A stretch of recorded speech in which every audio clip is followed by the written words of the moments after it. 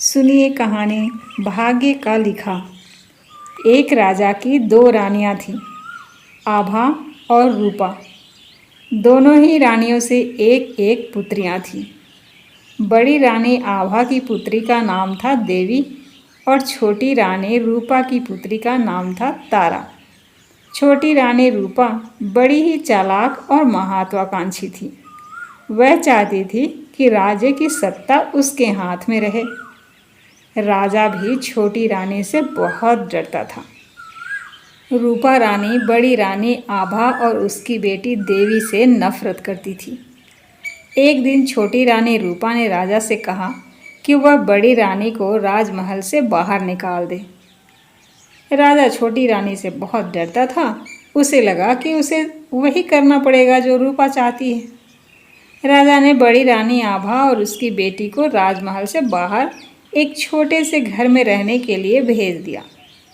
लेकिन रूपा रानी की घृणा इससे भी कम नहीं हुई।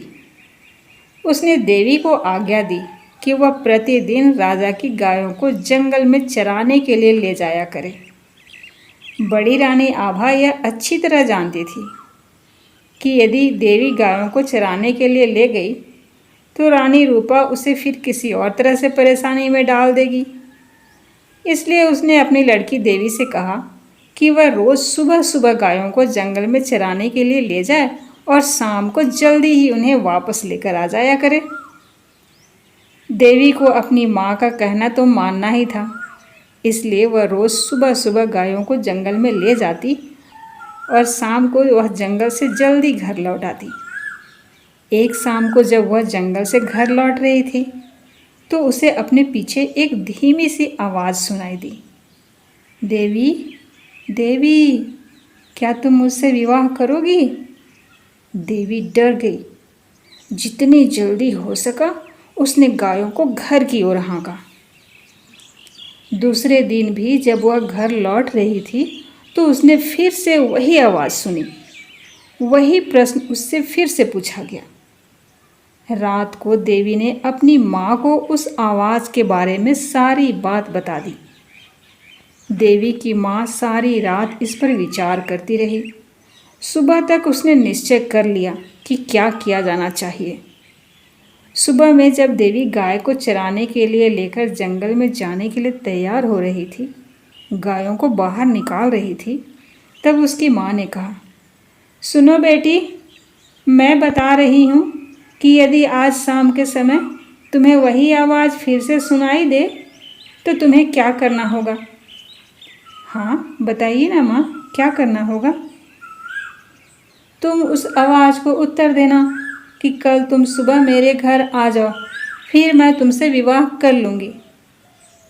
लेकिन माँ, देवी बोली, हम उसे जानते तक नहीं।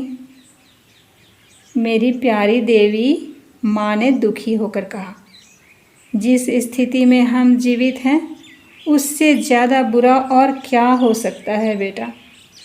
हमें इस प्रस्ताव को स्वीकार कर लेना चाहिए। ईश्वर हमारी मदद करेगा। उस संध्या को जब देवी गायों को लेकर लौट रही थी, उसे वही आवाज़ फिर सुनाई दी। आवाज़ कोमल और दुख भरी थी। देवी, देवी, क्या तुम मुझसे विवाह करोगी? क्या तुम मुझसे विवाह करोगी देवी? देवी रुक गई। उसने पीछे मुड़कर देखा, लेकिन उसे कोई दिखाई नहीं दिया।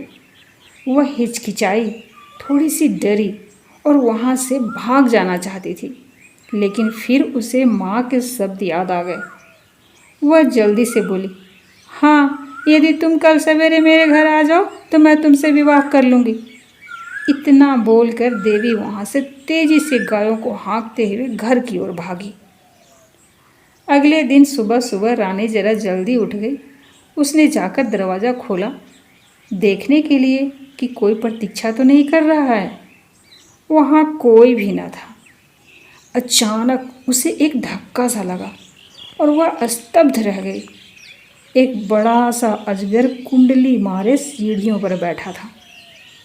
आभा रानी सहायता के लिए चिल्लाई।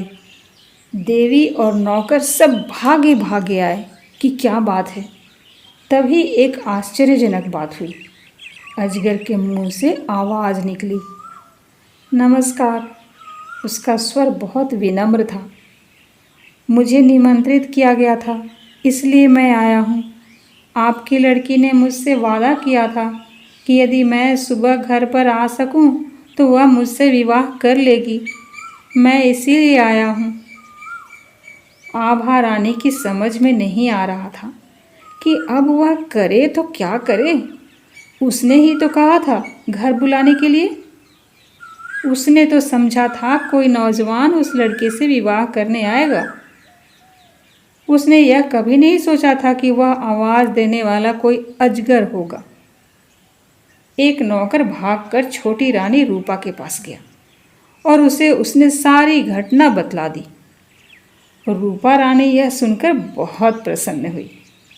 वह उसी समय अपने नौकरों के साथ आभा रानी के घर गई और कहा कि यदि राजकुमारी देवी ने किसी के साथ विवाह करने का वायदा किया है तो उसे अपना वायदा अवश्य निभाना पड़ेगा। रानी होने के कारण यह देखना मेरा कर्तव्य है कि वह अपना वायदा पूरा करे। बड़ी रानी आभा लाचार थी। उसने देवी का विवाह उसी दिन उस अजगर के साथ कर दिया। रानी आभा और देवी के लिए यह कोई प्रसन्नता का समय नहीं था, लेकिन इतने दुर्भाग्य सहने के बाद भी किसी भी प्रकार की विपत्ति का सामना करने को तैयार थी। विवाह के पश्चात अजगर अपनी पत्नी के साथ उसके कमरे में गया। आभा रानी की सारी रात प्रार्थना करते हुए बीती कि उसकी बच्ची ठीक ठाक रहे। दूसरे दिन बड़े सवेरे उसने देवी के कमरे का दरवाज़ा खटखटाया। अंदर से एक सुंदर नवयुवक ने दरवाज़ा खोला। देवी उसके पीछे खड़ी थी। यह देखकर आभा आश्चर्यचकित थी। तभी वह नवयुवक अपना परिचय देते हुए बोला कि मैं पड़ोसी राज्य का राजकुमार हूँ। आपको कह नहीं सकता कि मेरी जान बचाने के लिए मैं आपका और देवी का कितना आभारी हूँ। आभा आश्चर्यचकित होकर पूछी, मगर तुम अजगर कैसे बन गए? मैं एक सांप के कारण अजगर बन गया था। मैं शिकार करने जंगल में गया था। एक वन देवता मुझसे क्रोधित हो गए और उन्होंने मुझे अजगर बना दिया। बाद में जब उन्हें अपनी करनी पर दुख हुआ तब उन्होंने कहा कि यदि कोई राजकुमारी मुझसे विवाह कर लेगी तो मैं फिर से मनुष्य बन जाऊंगा। और अब देवी ने मुझसे विवाह कर लिया। मेरा शाप उतर गया है। अब मैं फिर कभी अजगर नहीं बनूंगा। आभा रानी यह सब देखकर सुनकर बहुत प्रसन्न हुई। वह अपनी लड़की और दामाद को राजा से मिलने के लिए ले गई। यह बड़ी विचित्र घटना थी। चारों ओर से लोग इस विचित्र नवयुवक को देखने राजमहल में आने लगे। सभी उत्सुक थे सिवाय रूपा रानी के। छोटी रानी रूपा को यह सब जानकर अपने ऊपर बहुत गुस्सा आ रहा था। उसने झल्लाते और खींचते हुए अपने आप को कमरे में बंद कर लिया। देवी का भाग्य उसे देखा नहीं जा रहा था। वह चाहती थी कि उसकी बेटी तारा भी ऐसी भाग्यशाली बने। आखिरकार उसे एक युक्ति सूझी। उसने अपनी लड़की तारा को बुलाया और तारा से बोली कि देवी का विवाह तो अब हो गया है। अब वह गाय चराने नहीं जाएगी, इसलिए गायों को जंगल में चराने के लिए तुम लेकर जाया करो। तारा जोर से चिल्लाते हुए बोली, नहीं, इतने नौकर हैं तो फिर मैं क्यों गाय चराने जाऊं? रूपा गुस्से में बोली, यह मेरी आज्ञा है, तुम्हें अवश्य ही जाना पड़ेगा। एक बात और भी सुनो, यदि जंगल में कोई तुमसे विवाह का प्रस्ताव करे तो तत्काल कह देना कि तुम विवाह के लिए राजी हो, यदि वह अगले दिन सुबह तुम्हारे घर आ जाए। तारा माँ की इस योजना से भयभीत हो गई। वह गायों को जंगल में नहीं ले जाना चाहती थी। वह खूब रोई लेकिन रानी फिर भी नहीं मानी। तारा को उसकी आज्ञा माननी ही पड़ी। तारा रोज़ सुबह गायों को जंगल में चराने के लिए ले जाती और फिर शाम के समय वापस ले आती। लेकिन उसने एक बार भी जंगल में किसी तरह की आवाज़ नहीं सुनी जो यह कह रही हो कि तुम मुझसे विवाह करोगी। फिर भी रानी निराश नहीं हुई। जंगल में कोई अजगर तो था नहीं जो तारा से विवाह का प्रस्ताव करता। इसलिए उसने खुद अजगर ढूंढने का निश्चय किया। उसने अपने नौकरों को एक अजगर लाने की आज्ञा दी। बहुत खोज करने पर काफ़ी दिनों के पश्चात एक बहुत बड़ा अजगर मिला। उसे पकड़कर वह राजमहल में ले आए। रूपा रानी ने अपनी बेटी तारा का विवाह अजगर के साथ कर दिया। अब रानी को संतोष हुआ। विवाह की रात तारा तथा अजगर को एक कमरे में बंद कर दिया गया। रूपा रानी अधीरता से सुबह होने की प्रतीक्षा करती रही। जैसे ही सवेरे हुआ, कमरे का दरवाज़ा खटखटाया, लेकिन कोई उत्तर ना मिला। उसने जरा और ज़ोर से दरवाज़ा खटखटाया, लेकिन दरवाज़ा तब भी ना खुला। रानी से और प्रतीक्षा ना की गई। उसने धक्का देकर दरवाज़ा खोल दिया तो देखा कमरे में एक मोटा सा अजगर जमीन पर पड़ा हुआ था, लेकिन तारा का कहीं पता नहीं था। रानी चीख पड़ी। महल में सभी ने उसकी चीखना सुना। राजा और नौकर भागे भागे आए कि क्या बात है, राजकुमारी कहाँ है? सब चिल्लाए। वह तो अजगर के पेट में होगी, रसोइया बोला। देखो वह कितना मोटा हो गया है।